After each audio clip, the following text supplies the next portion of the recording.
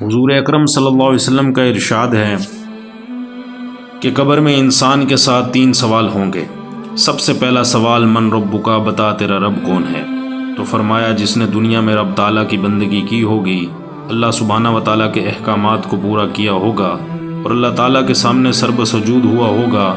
اللہ تعالیٰ کی پکار پہ اس نے لبیک کہا ہوگا، اللہ تعالیٰ کی فرم برداری کی ہوگی، تو وہ جواب دے سکے گا کہ میرا رب اللہ ہے۔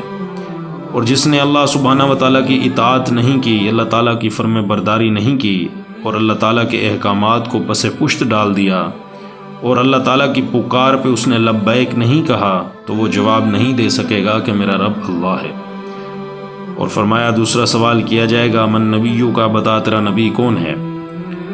تو جس بندے نے دنیا میں حضور پاک صلی اللہ علیہ وسلم سے محبت کی ہوگی، آپ صلی اللہ علیہ وسلم کی سنتوں کو زندہ کیا ہوگا، آپ صلی اللہ علیہ وسلم کے لائے ہوئے دین پہ عمل کیا ہوگا اور آپ صلی اللہ علیہ وسلم کی غلامی کی ہوگی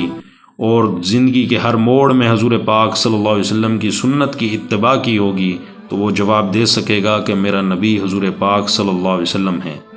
اگر اس نے زندگی میں حضور پاک صلی اللہ علیہ وسلم کی سنتوں کو، آپ صلی اللہ علیہ وسلم کے لائے ہوئے دین کو پس پشت ڈال دیا ہوگا، تو وہ جواب نہیں دے سکے گا کہ میرے نبی حضور پاک صلی اللہ علیہ وسلم ہیں۔ اور فرمایا تیسرا سوال کیا جائے گا ما دینوں کا، بتا تیرا دین کیا ہے؟ تو فرمایا جو بندہ حضور پاک صلی اللہ علیہ وسلم کے لائے ہوئے دین پہ چلا ہوگا اور اس نے اللہ اور اس کے رسول کی فرم برداری کی ہوگی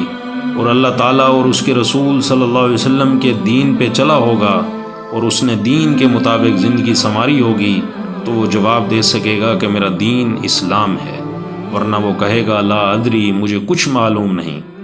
تو فرمایا حضور پاک صلی اللہ علیہ وسلم نے قبر کی تیاری کے لیے 3 سوالات پہلے ہی بتا دیے کہ بھائی اس کے مطابق زندگی گزارو اور اس کی تیاری کرو۔ اور فرمایا جو بندہ تیاری کرتا ہے اللہ تعالیٰ اس کو